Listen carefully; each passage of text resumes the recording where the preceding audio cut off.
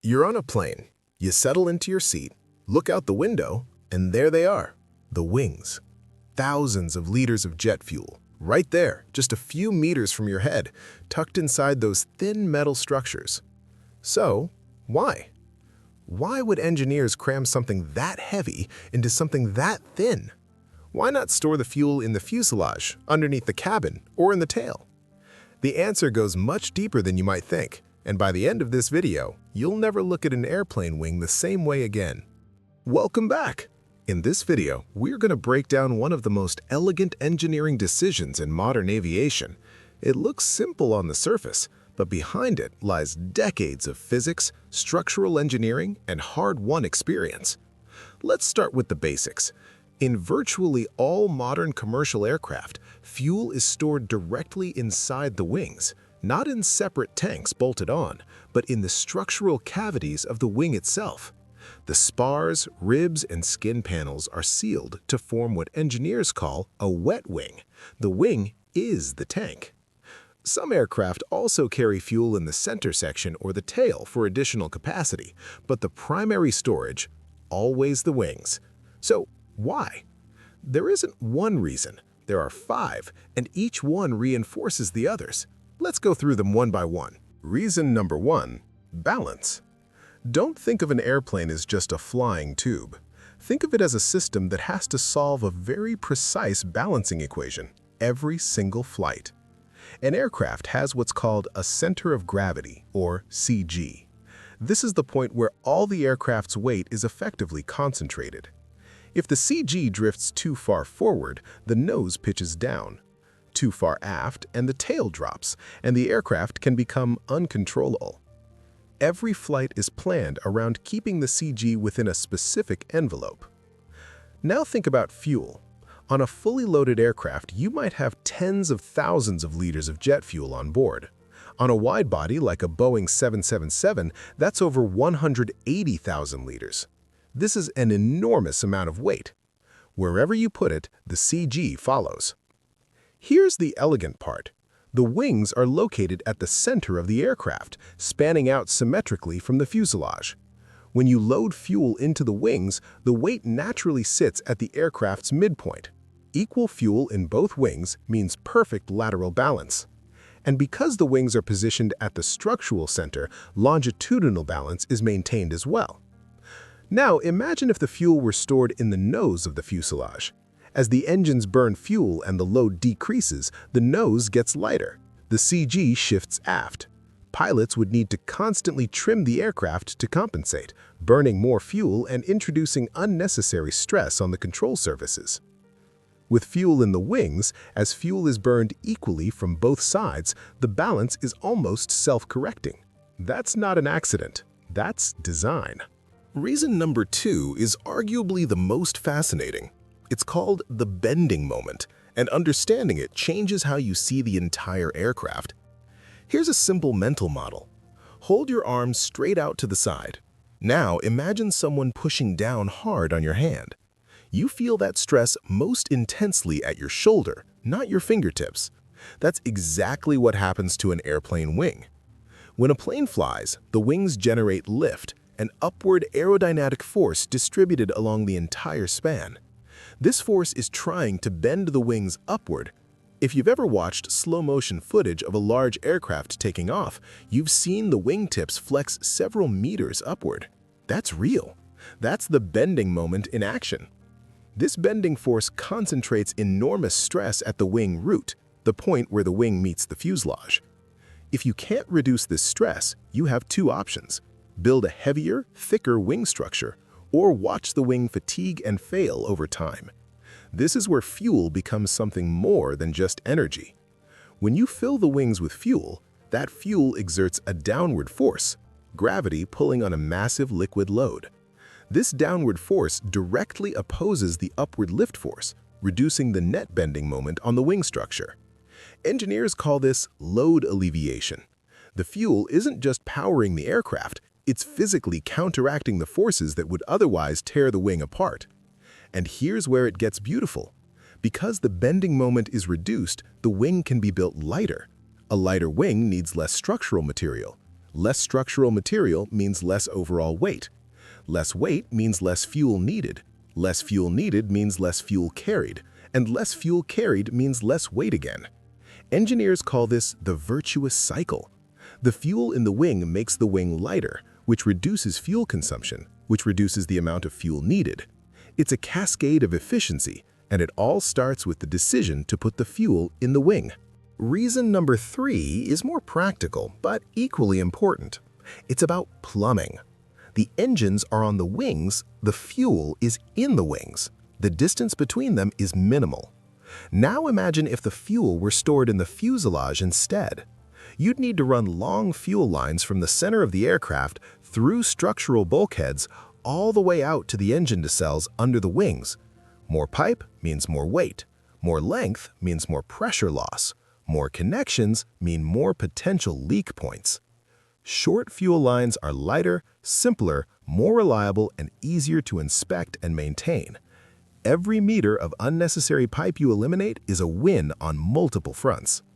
There's also a redundancy benefit.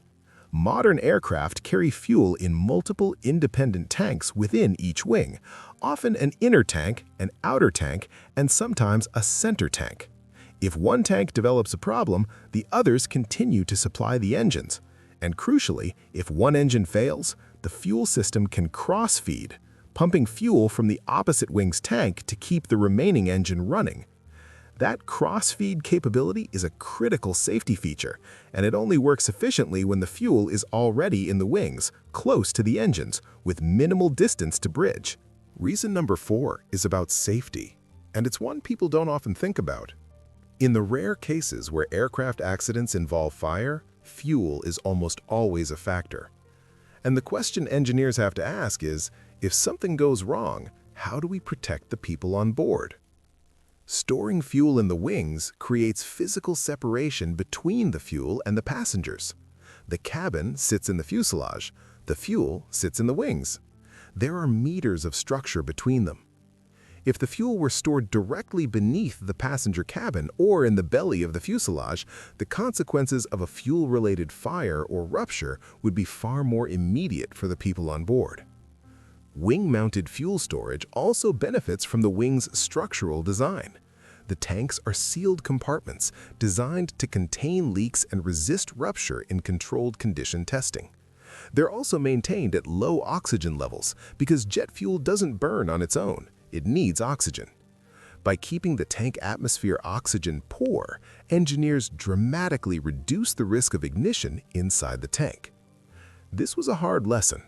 In 1996, TWA Flight 800 was destroyed by a fuel tank explosion caused by an ignition source in a nearly empty center fuel tank.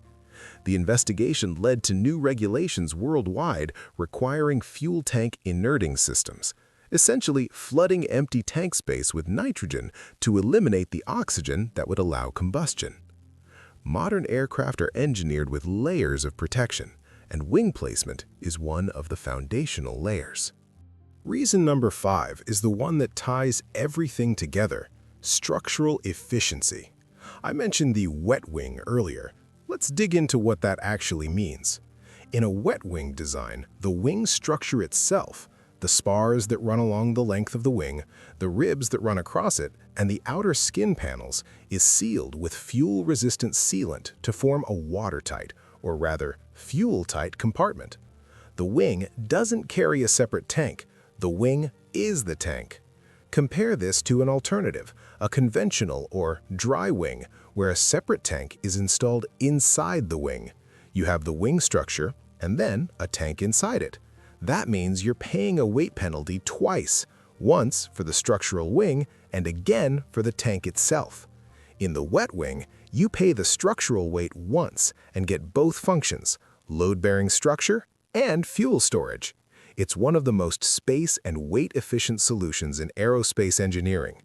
To put it in perspective, a Boeing 737 carries roughly 26,500 liters of jet fuel. Imagine trying to fit that volume into a separate tank and mount it somewhere on the aircraft. The structural, weight, and balance implications would be severe. The wet wing absorbs that volume naturally within the geometry that was already there. This is why virtually every modern commercial airliner uses the wet wing design.